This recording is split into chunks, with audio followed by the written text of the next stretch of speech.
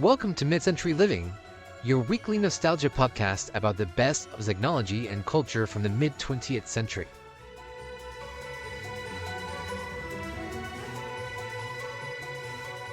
Welcome to episode 55 of Mid-Century Living, the show where we talk all about the best of the mid-20th century and how to add the vintage vibes to your modern life. We're your hosts, Gonzalo and Jackie. Thank you for joining us today. So since this is our last episode before Thanksgiving, we thought it'd be fun to do another episode on vintage Thanksgiving food. This year we're going to be focusing on mid-century Thanksgiving side dishes. But first, Gonzalo, how was your week? My week was good. I feel like I always say it was just a regular week. But what needs to be understood, and any teachers out there definitely understand, the October and first weeks of November are the longest part of the year. So it's like, we're just trying to make it through. One more week. Just ready for Thanksgiving, ready for some cruise ship decorating action, and ready to eat. I am also ready to eat. I've been preparing to eat all year long, it feels like, honestly. Researching Since last Thanksgiving? Yes, so I actually really love Thanksgiving food, so researching for this episode was super fun and also kind of selfish because I got to research for this episode and also plan my own Thanksgiving menu at the same time. I actually found more side dishes than I have the need to make, so I just started making some for fun and incorporating them into my meal prep to sort of like recipe test them. So last week, I actually posted our first like crossover Thanksgiving recipe test reel. And hopefully by the time this episode comes out, there will be another one. And I'm trying so hard to focus on Thanksgiving and not jump right ahead to Christmas, but even as listeners of the show will know, it is really hard to like not talk about Christmas when you're trying to talk about Thanksgiving. As we did on our last week's weekly catch-up, which was all about Christmas. It was like November 11th. I bought Christmas candles yesterday. Cute. Yeah. Okay, it was an impulse buy by the register. But it was at the grocery store too. So it's not like even at a fancy decorating store. But it's two like tapered candles that look like little Christmas trees. Oh, cute. But I have this rule that candles get used. Okay. Like, you can hold on to them for like a year or two if you want to use them again next year, but like, candles get used. That's a good rule. I don't have that many decorative candles, and the reason why is because I don't want to burn them, and so then they just become trinkets. So that's why you burn them. To solve that problem, I stopped buying them, but I suppose I could solve that problem by burning them too. We started this. This is a rule at my parents' house it started because my mom had this set of like, I don't know, they were like maybe 3-inch tall candles. They were kind of like big, squatty candles, but they were all shaped Christmassy stuff. Like, there was a tree, there was a Santa, there was a snowman, and there was something else which I can't remember what it was. But anyway, these candles had 2 wicks next to each other. The wick for the flame, and the other one was this like plasticky wick thingy that when you burned it, it played music. I don't know how it worked. There was some sort of magic involved, I'm sure. But we started burning them because after them sitting on, like, being taken out and put in the table as decorations for 5 years in a row, anytime the house got too hot or the sun hit them just right, they would start playing music. So you'd be like in the house totally quiet, and all of a sudden Jingle Bells start playing in like an Spooky. MIDI mode. You know, like, that's remember funny. the old MIDI? Yeah. Thing? Like, I'm doing this with thumbs because of phones. Like, anyway. But anyway, other than trying to be in Thanksgiving mode, I bought my turkey. Oh. So usually, I guess that's kind of exciting.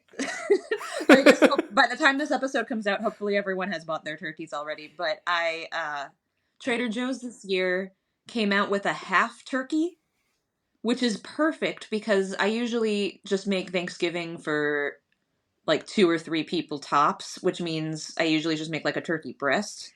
Mm-hmm. And then I don't have leftovers, but it's like the perfect amount of meat for a small group. But I really want leftover turkey because there's so many good leftover turkey recipes out there that I've been meaning to try, but I can't try because I never have leftover turkey. Well, a half a turkey seems like the perfect amount. Yeah. Because that'll Give me plenty of leftover turkey so I can make one of those cranberry rings or something. I make the Monica Geller leftover Thanksgiving turkey sandwich That is with the crazy. moist maker. It sounds so hard to eat. It's very messy. But anyway, now that we're back on track, we can start getting into the main topic of the episode with this icebreaker question. What's your favorite Thanksgiving side dish? Stuffing. Yeah? Yeah. Interesting. But not just any stuffing. I make stuffing. Do you make it like actually stuffed inside the bird, or do you make No. it on the side? Okay. I make it in a cast iron. Neato. I'm not about to like divulge my secret recipe. Yeah, don't give out your secret recipe. I don't know. It's in my notebook. But anyway, no. I make it on a cast iron skillet, and it's got a lot of butter in it, and it makes it delicious because butter makes everything better. It really does. So, what about you? My favorite Thanksgiving side dish is probably candied yams, but the very specific kind that my grandma makes, which is not marshmallow covered, it's like brown sugar and butter covered sweet potatoes. I don't like the marshmallow kind. Well, I do, ironically, but I don't make that like as a thing to eat. You like it for Yeah, the look, I for the think that table, it's so silly. for the photo? Anything where there's marshmallows and something savory, I'm like, well, this can be here just so we can look at it. But anyway, It does make for a fun photo if you like have like a scoop out of the mhm. bowl or no bowl, the plate, whatever. What do you serve it on? There's a word for this thing. Yeah, Pan? we serve ours in a pan. I guess if they're still shaped like half Yeah. potatoes, you really need something long and flat. But anyway, the brown sugar and butter glazed roasted sweet potatoes that my grandma makes are my favorite Thanksgiving side dish. That sounds amazing, but sub the sweet potatoes for butternut squash. Yes, and if you do, that is exactly what I made for almost exactly what I made for the Thanksgiving recipe test reel that came out last week. Woo! But there were also apples. But more on that later. I'm getting ahead of ourselves. But anyway, basically, this is all to say that last year we also did a very similar Thanksgiving special, but we were just going through specific like Thanksgiving menus and not really diving deep into what was in the recipes. So this time we're going to just focus on the side dishes and go over some recipes with everybody. And since this episode comes out the Friday before Thanksgiving, if you don't have your menu finalized yet, maybe this will help. So, unfortunately, since I did all of this research with my own personal cookbook collection, we can't share links with everybody, but we're going to try to post pictures of these recipes on Instagram.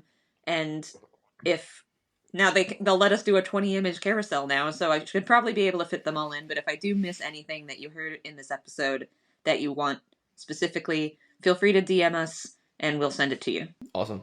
Yes. So, let's get to the recipes. Let's. I can't remember. I feel like we actually talked about this menu on our Thanksgiving special, which I probably should have re-listened to before going with this one. We don't do research on the show. Oh no, we don't do research. But this is the menu from Betty Crocker's New Good and Easy Cookbook from 1962, which every single recipe I've ever made out of this cookbook, by the way, rocks.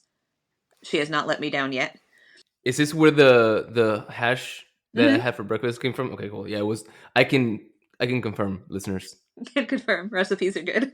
Yeah. So she recommends her like the basic festive holiday dinner menu she has is roast turkey, mashed potatoes, giblet gravy, cranberry sauce, spinach gourmet, orange pineapple salad, brown and serve rolls, pumpkin pie, and creamy mince pecan pie.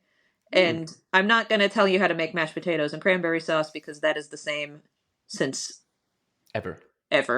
They made one recipe once and that's the recipe everyone still uses. But the ones that did stand out as weird were Spinach Gourmet, which is actually just frozen spinach, a can of tiny mushrooms, onion, garlic, thinned with cream, and you basically mix it all together on a stove. So it's basically like a easier creamed spinach with mushrooms because you're not making a white sauce. Yeah, it's like a without a what's the word for it? Bechamel? Thank you, bechamel. Bechamel is what fancy chefs call it. In the 50s, we call that white sauce. There's thin white sauce, medium white sauce, and thick white sauce. Also, any recipe that uses sour cream appeals to me because I usually just substitute in Greek yogurt instead, and then I feel like I'm all superior because I added protein into the side dish. So that's pretty normal sounding, but then the creamy orange pineapple salad she recommends is, you guessed it, a jello salad involving crushed pineapple, orange flavored gelatin, cream cheese, whipping cream, and a grated carrot. I was hoping that we would get into the jello in the first one. Yep, right on the first one, and it is indeed a side dish, not a dessert. Moving on, though, from Betty Crocker again, her Big Red Cookbook from 1977, talking about menus for every occasion. Betty Crocker has two holiday dinners for Thanksgiving: the traditional and start your own tradition, which is, I think, the best way to describe a category. But let's talk a little bit about the traditional one. It's roast turkey, stuffing, cranberry sauce, mashed potatoes with is it giblet or giblet? You know, I was thinking about that when I said it last time. Maybe we should just change it every time we say it because I'm not sure. So giblet. No, you said giblet. Yeah, so Yeah, I said giblet giblet. gravy. We're keeping all that. Deluxe creamed onions, buttered broccoli, and hot rolls with assorted relishes. Oh, just like Jackie, we're not going to cover how to do the cranberry sauce or mashed potatoes because, yeah. Yeah. But for the stuffing, it is a menagerie of vegetables, onions, and celery. I don't really sure the only two. Bread cubes, and then salt, butter, sage, thyme, and pepper. And she does it in a large skillet. So this is very similar to how I make mine. Yeah, that's interesting that you said that because, yeah, this sounds familiar. I, however, add vegetable stock to mine, which she does not put any liquid in it. So I wonder how stuffy it is. She does, however, say that you should stuff the turkey just before roasting. Oh, so this is going in the turkey. That's why there's no going in the turkey. It's probably why. She does offer some variations. One with apple raisins, one with cornbread. So soft. Instead of having the soft bread cubes, you put in cornbread cubes, which sounds amazing. Right. Giblet stuffing, oyster stuffing, pecan stuffing, sausage stuffing, and my favorite one, stuffing balls. Right? Isn't that such a cute idea? Okay, yes, but before you get so excited about that, let's explain to the listeners what stuffing balls is, because that's just making stuffing into little cup-size balls, and put them in greased baking dish. You know what actually might help also is baking them on a muffin tin instead. Yes, and more on that later. Regarding the deluxe creamed onions, this is onions in a rich sauce, flecked with carrot, and unusual takeoff on traditional cream onions. Again, obviously, small white onions, basic in your basic white sauce, which I will still call bechamel because I want to sound bougie. We're not going to cover buttered broccoli, even though I mentioned it, because no one here likes broccoli. I love broccoli. I love all the cruciferous vegetables. I will take everybody's broccoli and cauliflower and eat them. Listeners, I apologize. We just had a technological issue, and I was unfortunately unable to recover what Jackie just said. Anyway, Betty Crocker's Start Your Own Tradition menu includes duckling à l'orange with a fruit wreath, squash and apple bake, dilled green beans relish, caraway puffs, and eggnog cake. And while duck is delicious, we are covering the side dishes. So the squash and apple bake is a hot and hearty dish consisting of butternut or buttercup squash with brown sugar, butter, and then flour, salt, mace, and 2 apples cored and cut into half-inch slices. This is the actual recipe that I posted on our Instagram the other day. So if you want to watch it be made, you can go to our Instagram and do that. It was super, super good. I used acorn squash instead of butternut squash just because I like acorn squash better. But it actually would be probably really good with butternut squash. I think both. Acorn to me is a bit sweeter. I think, yeah, it was. And it was super sweet. And that's the thing is when I made it not as a side dish. I made it intending to eat it for breakfast with yogurt. And it was awesome. It tasted like, it was basically like eating cobbler for breakfast. I had a great week all week long eating these leftovers. But I think with butternut squash, it would be a little more savory. So it might work more as your like obligatory sweet side dish. if There you you go. did, but do recommend. The other side dish in this menu, the dilled green beans, I find it funny that in her menu, or sorry, in her cookbook, she said that this is great accompaniment for beef, pork, and lamb, but it doesn't mention duck, which Yeah. is what her menu is about. But anyway, so this is your basic green bean casserole, but with a twist, because you are taking your green beans and your onions and you are covering them in all manner of flavorings like dill weed and dry mustard and cayenne red pepper and garlic, and then covering them with vinegar and refrigerating for at least 3 hours, and then serving them with a slotted spoon, So it's like the flavors of green bean casserole, but cold instead like of cold, baked. which actually would be really good whenever like with the turkey. Yeah, it would. Or in the But summer. I yeah. just think it's interesting to have like a cold side dish at Thanksgiving or Christmas. But Hmm. I think it sounds good. Yeah. There's other dishes that Jackie found in her book that sound Thanksgiving-y. So nutty baked squash, which is acorn squash with cracker crumbs and chopped pecans and brown sugar and nutmeg. Oh man, it's making me hungry. Doesn't that sound awesome? It does. She doesn't add it as any of her like menus, but it sounded Thanksgiving-y to me. I think that It would be great does, for or Thanksgiving. at least fall like. Man, I kind of want to make that now. Anyway, Right? carrots cosmopolitan, which is fresh carrots and butter and brandy, or if desired, pineapple juice. But let's stick with brandy. Isn't it so Um, funny? yes. And this is just basic oven roasted carrots, but boozy. Hmm. I think that would be fun at Thanksgiving if you don't have any kids coming. Or you can make the kid-friendly version with pineapple juice. The kids' table. So yeah, that just these are the grown-up carrots. They get the little kid carrots. Speaking of things that weren't specifically suggested for Thanksgiving, but that I found that were Thanksgiving-y, I actually looked through a Christmas cookbook. I had this was from the Better Homes and Gardens 1958 little Christmas cookbook booklet. And this is where I found the recipe for turkey pompons, which is basically the same thing as the stuffing balls, but they actually recommend that it's basically you make stuffing. This one has walnuts in it, and then you mix it all together and you bake it in a muffin pan. Interesting. And then they'll be all nice and crispy. And then and to serve, you place turkey on a platter surrounded by turkey pompons and accompanied by cran orange relish. And spoiler alert, I am 1000% making this for Thanksgiving dinner this year. It does have one very mid-century sounding ingredient, which is a half teaspoon of monosodium glutamate. Yeah, I'm just gonna use soy sauce. I think that'll be fine.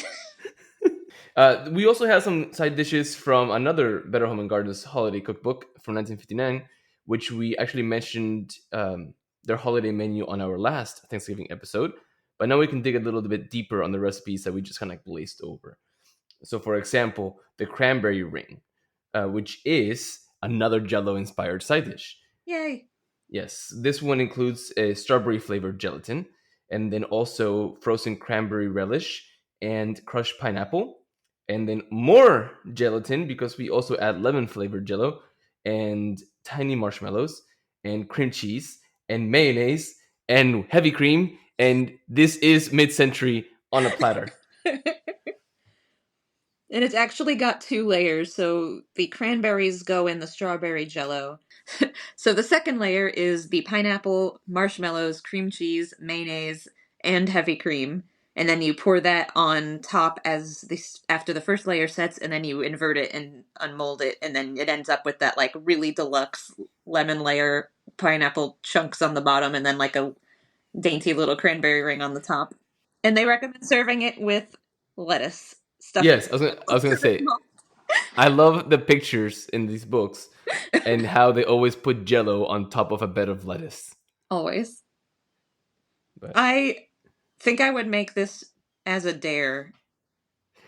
I'm kind of curious how all of that that lemon layer in particular tastes, but I don't think I want to waste that much food to find out. I want to have it at the table just because. Like Mhm. I feel like I love the idea of an aspic, and I just like the idea of like something so ridiculous. Like there's no way this will taste good, but they tend to. once you get over the like fact that you're eating jello, Mm-hmm. texture wise, but like flavor wise, it tastes good. Maybe. Yeah. Someone I follow on Instagram, The Adventures of Miss Tipsy, if anyone wants some more good mid-century food content, she has made a lot of the like fruit and mayonnaise together recipes. And Hmm. she says it's good if you follow the recipe and make sure you don't overdo it. Like, Okay. apparently there's a very specific ratio of mayonnaise to fruit Also, that I does wonder. taste good. Yeah, I wonder if like if you use like homemade mayo versus like Hellman's, or use Hellman's instead of Kraft. Miracle Whip is not mayonnaise. It I don't care isn't, what but you that's say. what they mean when they say or salad dressing. And I actually think I don't like Miracle Whip because I think it's too sweet, but I think probably because it's too sweet, it might It would work work well. better Yeah. in these like fruit salad things because mayonnaise is super savory, I think. Yeah, but if you make your own mayo, you can add a bit of sugar in it. You could, you're right. That could solve the problem. Yeah. They also have 2 whole pages on vegetables and other trimmings to serve with the bird, which I've included all here. One of them is butternut squash with parmesan, which is like a famous vintage recipe from some restaurant called the Public House. And I've actually seen it mentioned in several vintage cookbooks, and I made it last year and it was pretty good. It's basically just roasted. Well, this one's boiled butternut squash, and then you put butter and parmesan, and then you bake it. I mean, it sounds amazing. It is good. I like the celery oriental, uh, because it says as served at Neiman Marcus, and that is celery set diagonally in quote Oriental Julienne style, cooked in boiling salted water and just until crisp, and then you saute a cup of sliced fresh mushrooms in butter and add the celery with almond halves. Toss it around until heated and serve. It does sound good. It does. It sounds like a nice way to eat celery so that it doesn't taste like celery. Yeah. Well, they cook the heck out of it. And cooked celery does taste better than raw celery, for sure. They also have another recipe for creamed onions in here. This is, I'm guessing, is the basic recipe. We started this episode off with the deluxe creamed onions, which is a variation on this, apparently, which is apparently a time-honored tradition, according to Better Homes and Gardens. Have you ever had creamed onions? No, Have you even heard of creamed onions? no. Me neither. And they made it sound like it was like so important.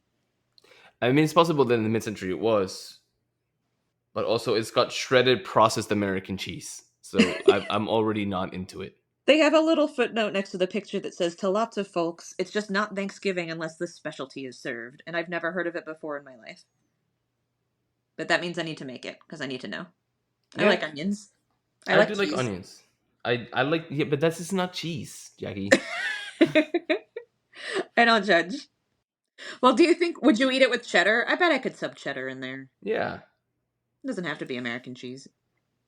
They also have a variation on sweet potatoes that does not involve marshmallows. They have their sweet potatoes are glazed with orange juice and corn syrup and brown sugar, which actually does sound pretty good too. Solid. So then I went from that cookbook to my Betty Crocker's recipe card library from 1971, and the squash and apple bake made another appearance with the exact same photo that they used in that cookbook. So they must really like it, and that's why I decided to test it out. They also have another squash gourmet, which is Hubbard squash, sour cream, onion, salt, and pepper. And butter. Butter. Don't forget And butter. butter, and butter. And you bake it in a casserole dish, which also sounded pretty good. Let's talk a little bit about the Midwest sausage stuffing, because this is a stuffing recipe from the same book, or sorry, from the same recipe card library, but it includes a pound of pork sausage crumbled, as well as your traditional onion and celery and butter and bread, and thyme and pepper ingredients. And there are some variations to this because you cook it in a large skillet, and you add all this stuff on top. But there is a sausage-less Midwest sausage stuffing recipe called the Western Apple Raisin Stuffing, and you get rid of the sausage and instead you add finely chopped apples and raisins. There's also the New England cornbread stuffing, again in which you remove the sausage and instead of bread use cornbread, and the southern pecan stuffing, which again you omit the sausage and instead add coarsely chopped pecans, and that's it. I think I'm the only one who would eat the apple raisin version. I like the idea of the apple raisin. I wished instead of raisins it was apple and nuts, Yeah. like mincemeat. Yeah, that would be cool.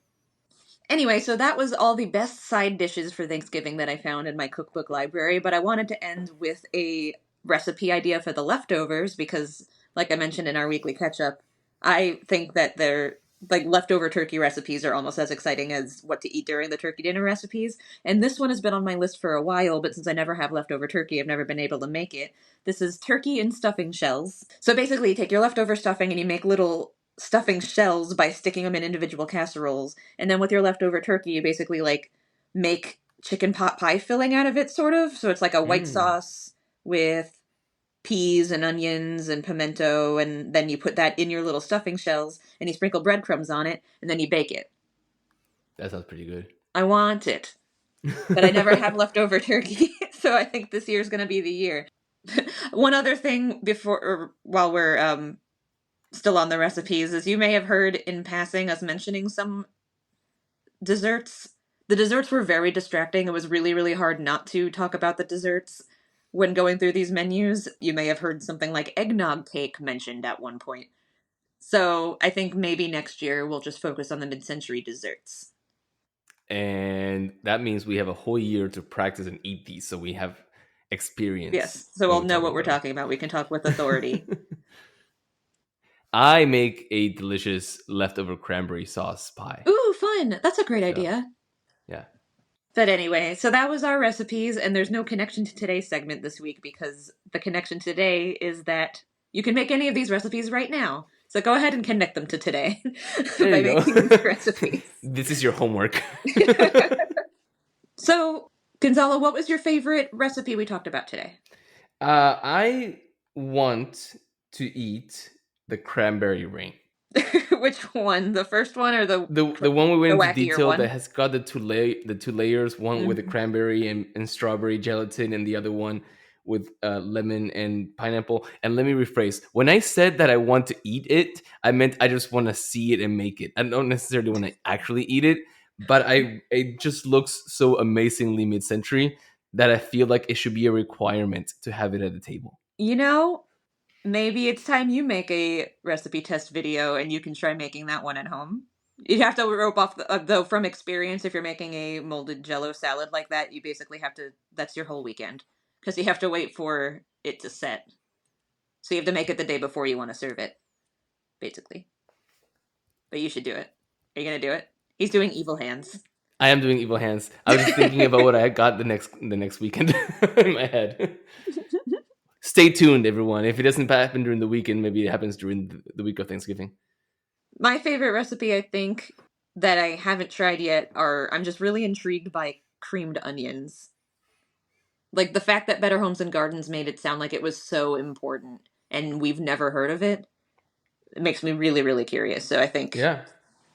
that is going to my list just as like for the weirdness factor. And also I like all the things in there. I don't see how that could be bad. Famous last words. I don't think people really think about eating like onions as a side dish, but I think I'm going to give one of those a try, one of those creamed onion recipes. But now that we're caught up to the present, it is time for our etiquette segment. So, Gonzalo, what do we have today? Okay.